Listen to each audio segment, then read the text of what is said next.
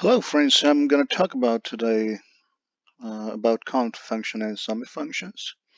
In Excel, these are extremely useful functions in Excels.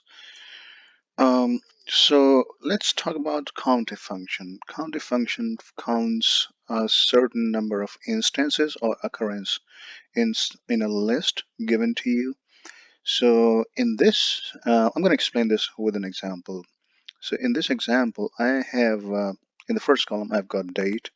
I've got fruits that you've bought from the market, and on the column D, I have the count of fruits that you bought on certain specific date, and the name of the fruit is there.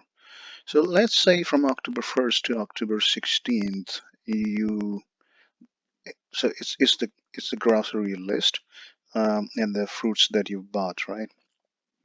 So we want to find out, like, let's say, for example, how many times did you buy apple within like 15 days period.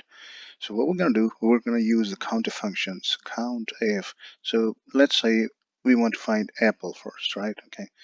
And we want to find out how many times did we buy apple during this period. So we're going to use count if function, count if. This function has two parameters. The first one is a range, and the second one is a criteria. Range is the list where you want to find out, and the criteria is the value that you want to find out.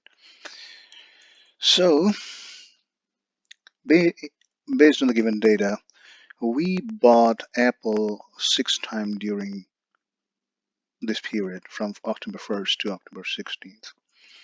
Now let's say we want to find out how many apple did we actually buy during this period in total. So the six number all tells us only how many times, but we want to find out how many did we actually buy. So we're going to use sum if. Now this has uh, three parameters to be entered. So the first one is the range, where you have fruits. This is the list, right? And second one is the criteria. What do we want to find out? Apple. Now the third one is the range that needs to be summed up. So this is column D is your range. Now we're going to close the parenthesis, and then we're going to see it says right now 0, which means that there's something wrong that we're doing.